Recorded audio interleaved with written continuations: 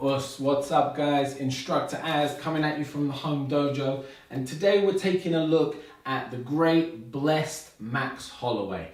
In particular, we're going to be looking at his high volume striking. So Max Holloway has famously managed to utilize pace as a weapon. And what I mean by that is, instead of just attacking with ones and twos and free hit combos and looking for big knockouts, what he does is he swarms his opponent with an overwhelming amount of strikes. And whilst you look at it and think, well, that's relatively simple, when you actually try to put it into execution and fight that way, you realize just how difficult it is and what a skill it is to be able to implement that in a fight. So here's 3 things you can do to increase your volume and be able to put the pace on your opponents.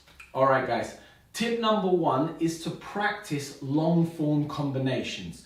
The majority of us and the majority of the time, we're going to be practicing smaller combos. So of course, we're always practicing our 1-2. We might always be practicing a hook cross. We might even get it up to 3 hits and 4 hit combinations. But if you watch Max fight, Max often fights in 6s, 7, 8s, 9s, all the way up from there. But really, if you broke it down, what it is it's a string of combinations put together. So take, for example, we've got a jab, cross, hook. Okay, basic 3-punch combination. We've also got a cross, hook, cross. Another 3-punch combination. What we can do is chain those 2 combos together to create a 6-strike combo. Jab, cross, hook, cross.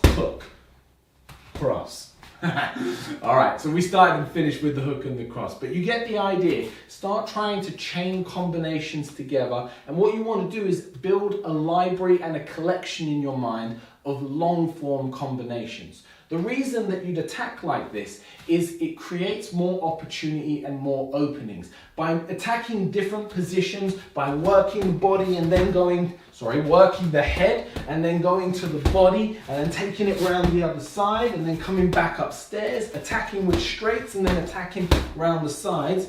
What we're doing is we're forcing our opponent to have to constantly adjust their guard, adjust their foot position, and in that, they're more likely to make a mistake and provide you with an opening. All right, guys, so you've got your longer combinations, but the issue now is that you're gassing out when you try to apply them in the fight. So what are some of the things we can do to build that punching stamina? Obviously, just building your general cardio fitness is going to be a huge part of this. Go for your runs, go for your swims, get the bike out and get the miles in.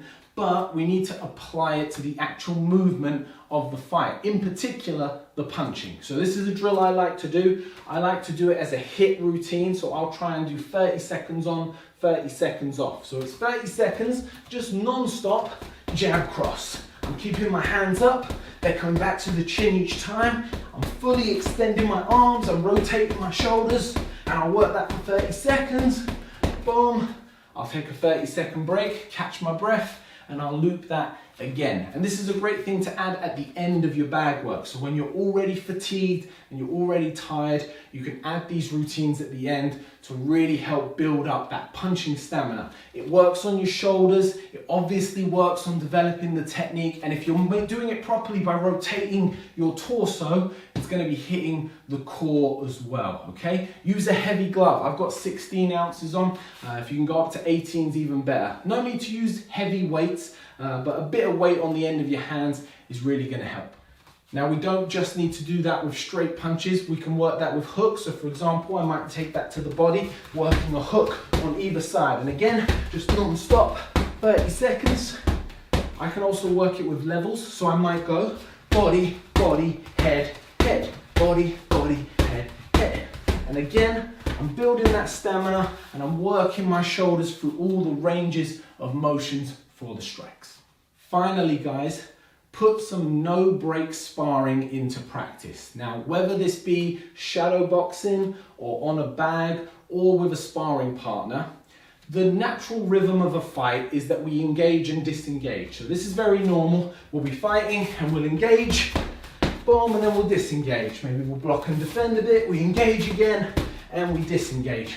what I want you to practice on is extending that period of engagement. And that's how we're going to learn and practice to apply pressure to our opponent. So instead of going in 1, 2, 3, take some of those longer form combos and do, let's say, a 2-minute round with absolutely no pause. So I'll get on the bag, hit the bell, ding, 2 minutes, and I'm off.